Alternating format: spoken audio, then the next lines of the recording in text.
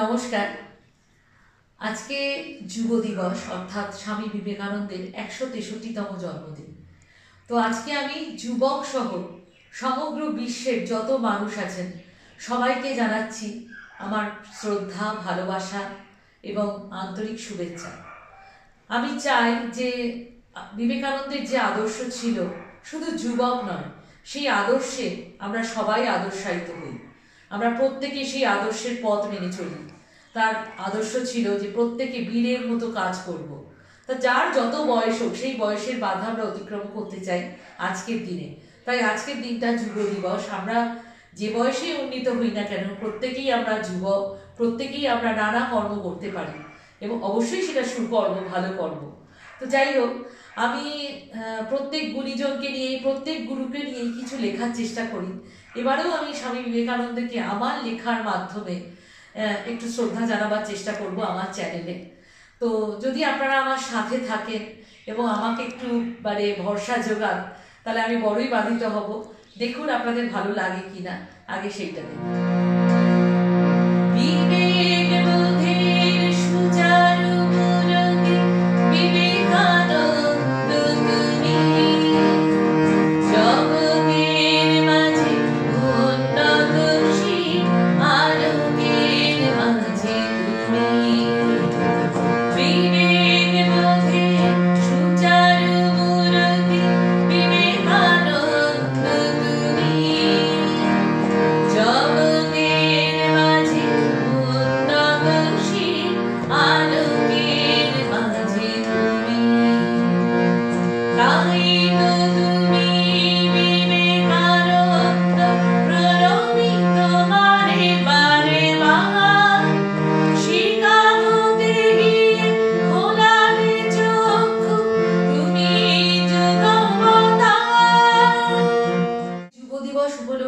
সকলকে তো প্রণাম জানাচ্ছি এবং সর্বোপরি স্বামী বিবেকানন্দকে আমার শ্রদ্ধার্ঘ জ্ঞাপন করছি আমার নিজের লেখা গানের মাধ্যমে।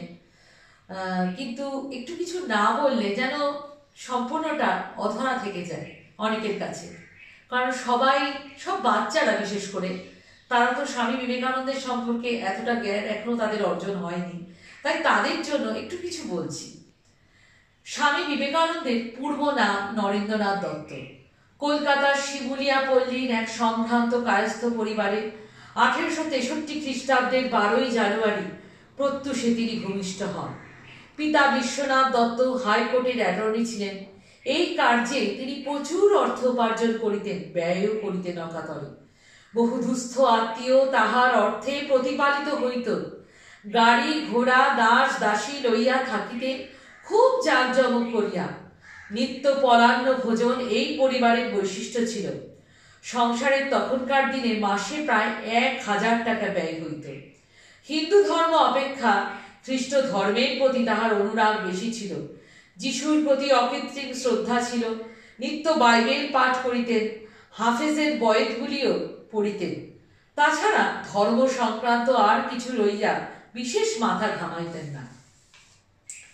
নরেন্দ্রনাথের জন্মের পর ভুবনেশ্বরী অর্থাৎ নরেন্দ্রনাথের মা ভুবনেশ্বরী দেবী আরো 4টি সন্তানকে, 2টি পুত্র ও 2টি কন্যাকে কোলে পাইয়াছিলেন। ছেলেবেলায় নরেন্দ্রনাথ খুবই দুরন্ত ছিলেন। যখন রাগিয়া যাইতেন ঘরের জিনিসপত্র ভাঙিয়া চুরমার করিয়া ফেলিতেন। ভয় দেখাইয়া বা শাসন করিয়া কিছুতেই তাহাকে থামানো যাইত না।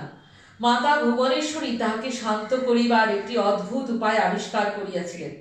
যখন দুরন্ত পানা খুবই বাড়িয়া যাইত, তখন কয়েক কলস জল শিব শিব বলিতে বলিতে তাহার মাথায় ঢালিয়া দিতেন। ইহাতে অদ্ভুত ফল হইত। বালক একেবারে শান্ত মূর্তি ধারণ করিত। এই বালকই পরবর্তীকালে আমাদের বীর সন্ন্যাসী স্বামীজি অর্থাৎ স্বামী বিবেকানন্দ, যাকে আমরা এখনো আদর্শ মানুষ, আদর্শ নর হিসাবে মানি।